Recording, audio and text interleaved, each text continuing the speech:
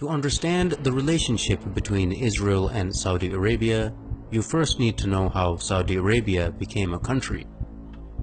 Exactly 100 years ago is a good place to begin a brief analysis of this region, for it was in 1916 that the British and French, along with Russian backing, signed the Sykes-Picot Agreement during World War I.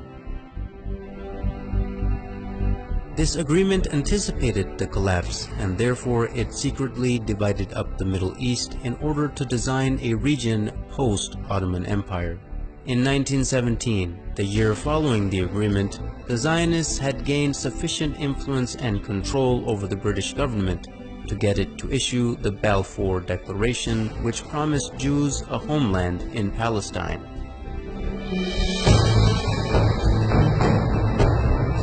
Even though the population of Palestine was at the time 85% Arab and only 7% Jewish.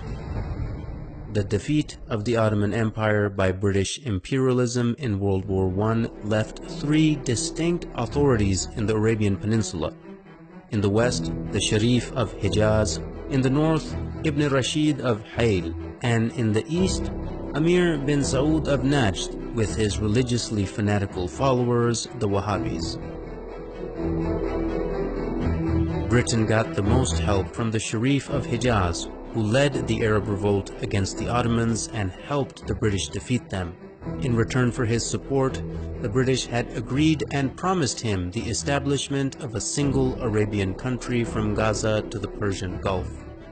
After the war, however, Britain did not keep its promises. Instead, it drew up the Sykes-Picot Agreement and issued the Balfour Declaration.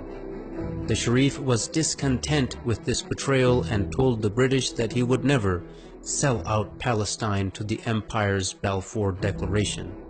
He would never allow the establishment of a Zionist state in Palestine or accept the new random borders drawn across Arabia by British and French imperialists.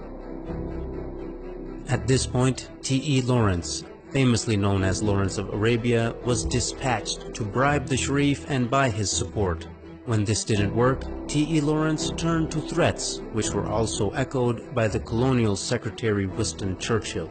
Both men threatened to unleash Ibn Saud and his ferocious Wahhabis on them, whom they were already arming and funding for the sake of countering the threat of Ibn Rashid of Hayl, who also stubbornly opposed the establishment of a Zionist state in the region. In September of 1921, Hayl was attacked by Ibn Saud and they could not resist the vicious onslaught.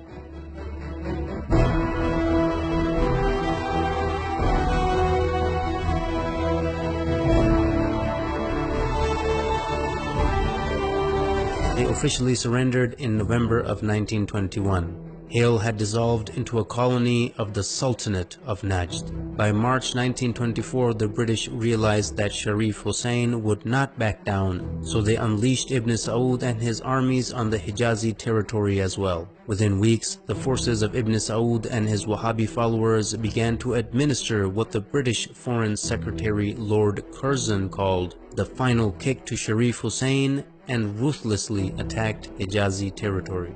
By September 1924, Ibn Saud had overrun Ta'if, the summer capital of the Sharif. In mid-October 1924, Ibn Saud captured Mecca, the holiest place in Islam.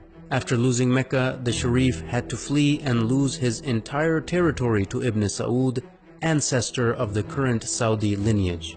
In January 1925, Ibn Saud had begun his siege of Jeddah, and the city finally surrendered in December 1925, bringing an end to over 1,000 years of caliphate rule which had begun after the demise of Prophet Muhammad. In February 1926, the new unified Wahhabi state was rebranded by the empire in 1932 as the Kingdom of Saudi Arabia.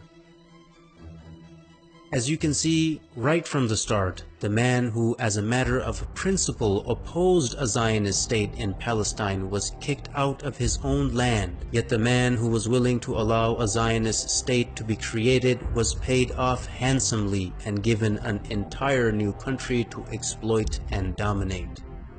Even today, any nation that is opposed to the legitimacy of the Zionist entity are being destroyed one by one, while the nations that support the existence of the Zionist entity, like Saudi Arabia, are being compensated handsomely for their subservience. Are there any similarities between the Wahhabi and Zionist ideologies, who seem to be completely opposite, but both the creations of the British Empire? Stay tuned to find out.